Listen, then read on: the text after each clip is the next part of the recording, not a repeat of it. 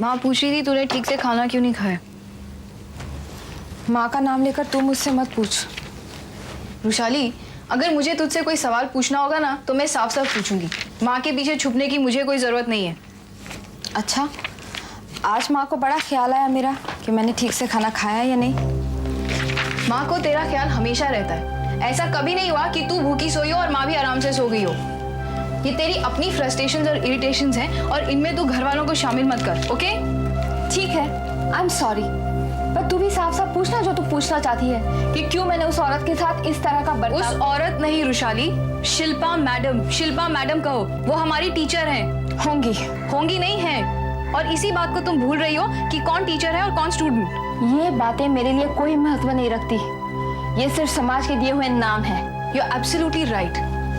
लेकिन रुशाली, जब ये समाज किसी रिश्ते को एक नाम देता है तो उस रिश्ते को कैसे निभाया जाए ये भी तय करता है। जब हम किसी रिश्ते को एक नाम से स्वीकार करते हैं तो ये हमारी जिम्मेदारी है कि हम उस रिश्ते को उसी तरह से निभाएं जिस तरह से समाज ने तय किया है।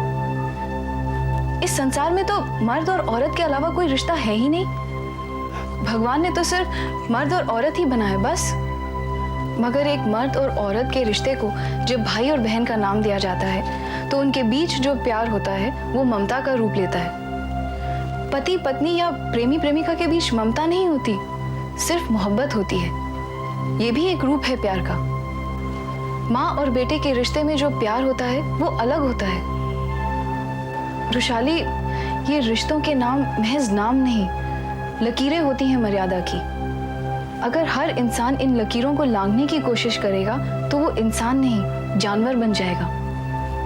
एक इंसान ही तो है जिसके महज मर्द और औरत के रिश्ते के अलावा भी कई रिश्ते हैं जो नाम से जाने जाते हैं। क्या ये जरूरी है कि हर रिश्ता समाज के बनाए हुए नियम और कानून के मुताबिक हो?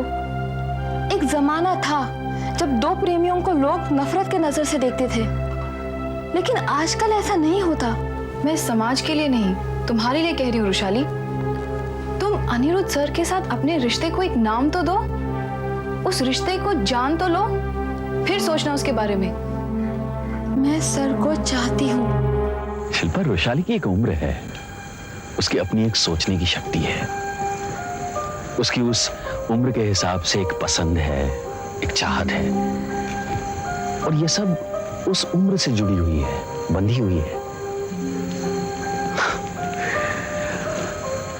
हमें उसे कुछ ग्रेस देनी होगी, कुछ छूट देनी होगी। जो सोच रही है, चाहे वो मेरे बारे में हो या तुम्हारी तरफ उसका बर्ताव हो, यह हमें समझना है। कई बार उसे नजरअंदाज करना है और वक्त आने पर उसे समझाना भी है। मुझे लगता है अब वक्त आ गया है। मैं चाहता हूं शिल्पा, अगर वो खुद समझ जाए या जान जाए तो ज्यादा बेहतर है। नहीं, कहीं ऐसा ना हो कि बहुत देर हो जाए अनिरुद्ध जी। नहीं शिल्पा, कई बार हम बहुत जल्दी कर देते हैं। मैं भी सर को चाहती हूँ Rushali. I also love him. मगर ये प्यार, ये चाहत तुम्हारी चाहत से बहुत अलग है। तुम जिस किस्म का प्यार अनिरुद्ध सर में ढूंढ रही हो वैसे वाला नहीं। प्लीज रुशाली, तुम अनिरुद्ध सर के साथ ऐसा रिश्ता बनाने की कोशिश कर रही हो जो बिल्कुल नामुमकिन है। आखिर क्यों सोनम? इस क्यों का मेरे पास कोई जवाब नहीं है रुशाली। जो है ऐसा ही है, बस। क्या इस समाज में किसी भी क्यों का कोई भी जवाब है? हमेशा यही कहा जाता है कि ऐसा ही है, बस। इस समाज में कानून टूटे भी हैं, नए कानून बने भी हैं, नए रिश्ते भी बन सकते हैं, नए रिश्तों को नाम भी दिया जा सकता है। जरूर दिया जा सकता है, मगर क्या अनिरुद्ध सर तुम्हारे साथ होंगे? क्या वो भी तुम्हें इसी नजर से देखते हैं? तुमने कभी जानने की कोशिश की रुशाली? रुशाली, तुम एक गलत फहमी में जी रही हो और इससे तकलीफ किसी और को नहीं, सिर्फ तुम्हें होगी।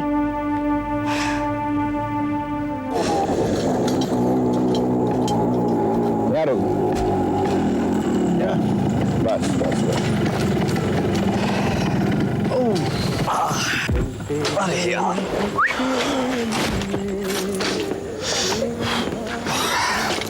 और ट्रिपलिंग में बुलाया। सिगरेट? हाँ लेना। अबे जेब में हाथ मत डाल, पिएगा क्या बोल। क्यों नहीं पिएगा?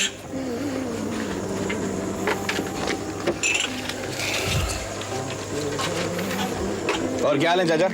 बस बेटा ठीक है, वैसे ही है जैसे कल थे। लेकिन तुम सुनाओ, तुम्हारे हाल कैसे? कुछ बदले कि वैसे ही है कल जैसे? अगर सुधरे होते तो यहाँ रात को भटक नहीं रहे होते हम लोग। और ये जो दो दोस्त मेरे साथ में आए ना, इनके हाल की चाल भी कुछ ठीक नहीं है। ये 2 दिन चाय पियेंगे? हाँ चाय पियेंगे ना, और साथ में बिस्कुट भी खाएंगे, वरना आपकी कड़क चाय इनके गले के नीचे उतरेगी कैसे? अच्छा अच्छा, तो भाई उनको तो हम दूध मलाई वाली चाय पिला देंगे। और आपके लिए तो वो दूध कम। हाँ हाँ, वही वाली चाय। मैंने कहा ना, हाल कुछ ठीक नहीं है। अरे भाई क्या हुआ? तो दूध नहीं पीता?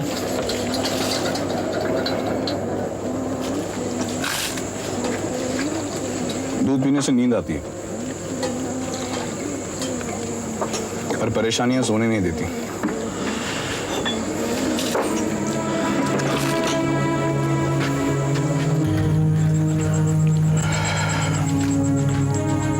और ऐसे में शरीर को बहुत तकलीफ पहुंचती है। तो क्या तुम सारी रात नहीं सोओगे? नींद आएगी ही नहीं, और मैं सोने की कोशिश भी नहीं करूंगा।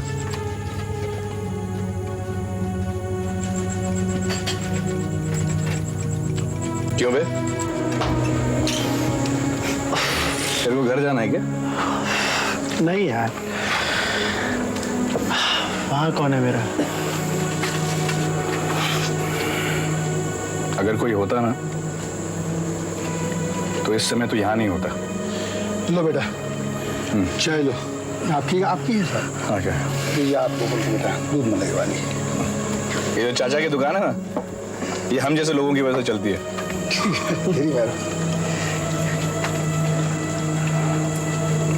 चाय भी रखे।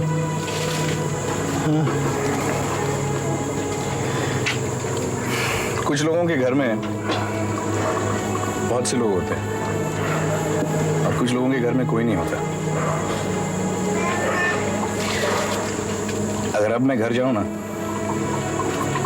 तो बहुत से लोग मेरा इंतजार कर रहे होंगे, पर मैं शर्म के मारे किसी से नजर नहीं मिला पाता। संजीव, तू अपने घर वालों से नजर मिला नहीं पाता है। मेरे घर में नजर मिलाने के लिए कोई होता ही नहीं है।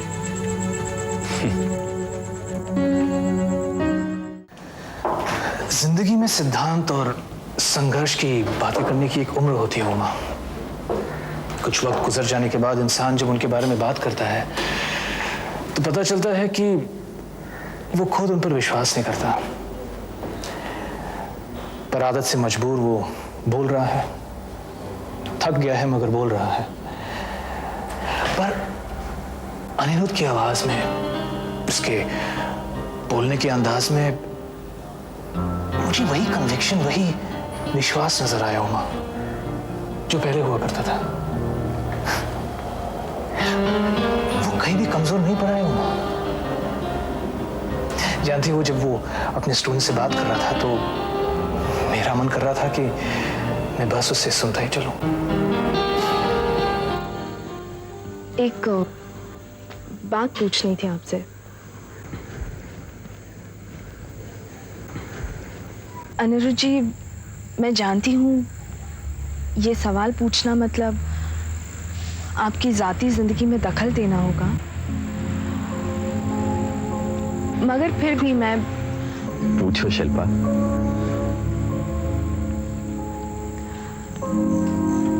आपका मन नहीं करता कि उमा जी आपके पास वापस आ जाए, या फिर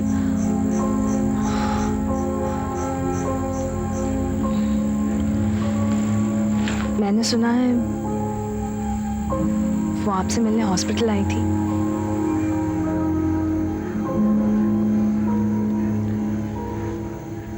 हाँ शिल्पा, वो मुझे देखने आई थी।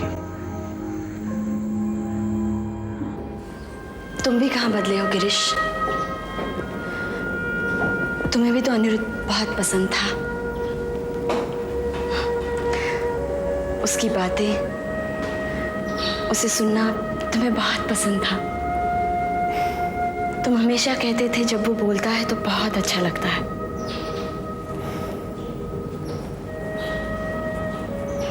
लेकिन उसके साथ साथ तुम ये भी कहते थे सिर्फ उसूलों और सिद्धांतों के सहारे जिंदगी नहीं कटती है। जिंदगी के सवाल कुछ और होते हैं और मांगे कुछ और।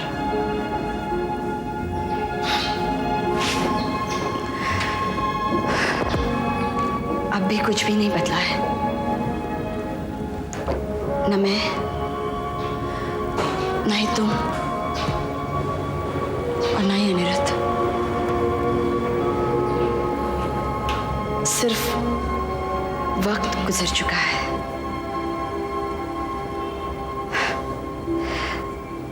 हम तीनों में से कोई भी एक बदल जाता या बदल सकता तो हम उस मोड़ पे खड़े नहीं होते जहां पे हम हैं। हम तीनों जहां थे, जैसे थे, वही वैसे ही हैं। तो आप क्यों नहीं उनसे एक बार बात कर लेते कि शिल्पा, आज तुम मेरे उस दोस्त से मिली ना, गिरीश, वो मेरा दोस्त नहीं, उमा का दोस्त है। वो मेरे संपर्क में तो तब आया जब मैंने उमा को जाना। उमा उससे शादी कर रही है, उनकी एंगेजमेंट हो गई है। और दरअसल उमा मुझे ये भी बताने आई थी। नहीं उमा, हमने सिर्फ अपनी जगह नहीं बदली, हम दूसरी तरफ से अलग नजर से जिंदगी को देख रहे हैं। नई नजर से देखने की कोशिश कर रहे हैं। हम कोशिश कर रहे हैं या फिर जिंदगी दिखा रही है?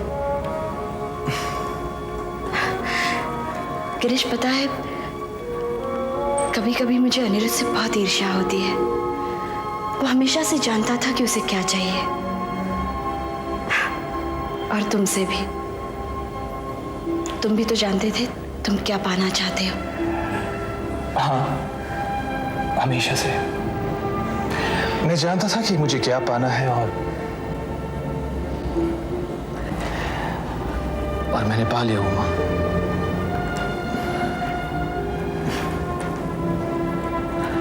गिरीश, तुम बहुत अच्छे इंसान हो। तुम भी उमा, अनिरुद्ध भी, हम सब अच्छे इंसान हैं उमा। खोट किस में क्या है, कहाँ है, हम जान ही नहीं पाए। मगर कुछ कमी रह गई उमा, कहीं।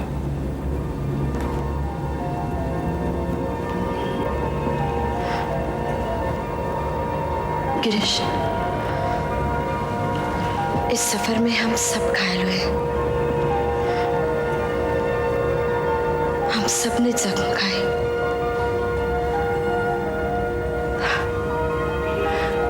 अनिरुद्ध के घाव सबने देखे। लोग उसे मिलने आए। मेरे भी घाव सबने देखे। लोग मुझे भी मिलने आए। तुम भी आए गिरीश, और तुमने मुझे बहुत संभाला है।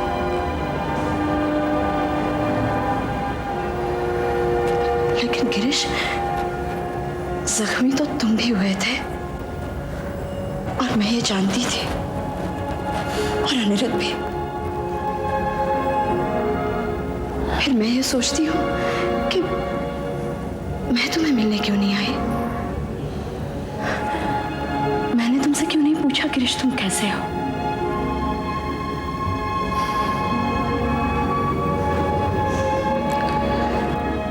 ठीक है, कोई जरूरत नहीं है मुझसे बात करने की। मैं भी तुमसे बात नहीं करना चाहती। मैं ही पागल हूँ जो तुझे बार बार समझाने की कोशिश करती रहती हूँ। उसकी कोई जरूरत नहीं है, और मुझे भाषण देने की भी कोई जरूरत नहीं है। मैं अब बड़ी हो गई हूँ, अपने फैसले खुद कर सकती हूँ। तुम्हें बीच में दखल देने की कोई जरूरत नहीं है। तुम्हें जो करना है तुम करो, मैं उसके बीच में नहीं आऊंगी। और जो मैं कर रही हूँ ना, उसके बीच में तुम आने की कोशिश मत करना। Thank you for your suggestion. Good night. Okay, good night. पर एक लड़की तुम्हारे पूरे जिंदगी का मकसद कैसे हो सकती है?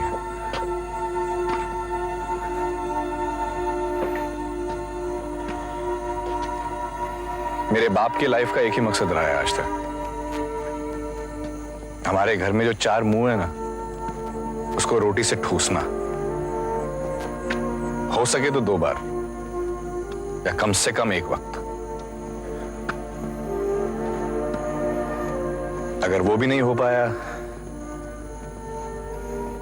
तो शराब पी लेते हैं, ताकि कुछ देर तक बेहोश रह सके। मेरी बहन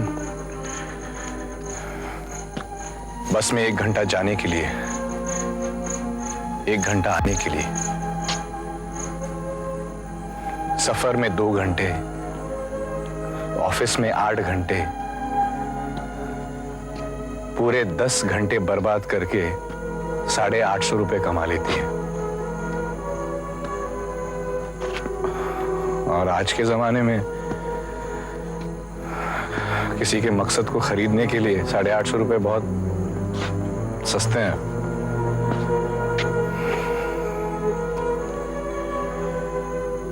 हमारी जिंदगी जिंदगी नहीं है जतिन। 2 वक्त की रोटी कमाने के लिए की जाने वाली भागदौड़ है, जद्दोजहद।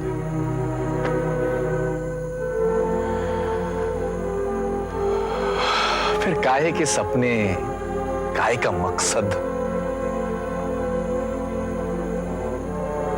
हम लोग जीते थोड़ी हैं, अपने आप को जिंदा रखते हैं बस।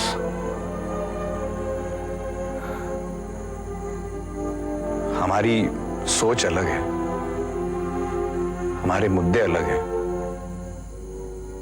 हमारी मांगे अलग हैं। हाँ, मांगे अलग हैं।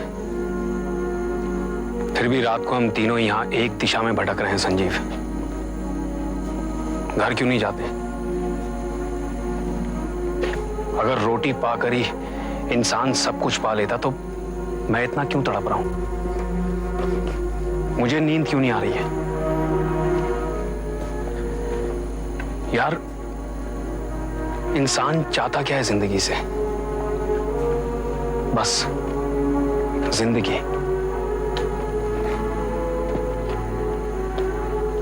संजीव, इतना छोटा सा शब्द है ये, मगर इसके मायने समझने में पूरी उम्र बीत जाती है। सही मतलब नहीं समझ पाते इंसान, उसके करीब नहीं जा पाते, उसे छू नहीं पाते। क्या मिल जाने से इंसान को चैन की नींद आती है Sanjeev? What is it? What is it that satisfies us completely?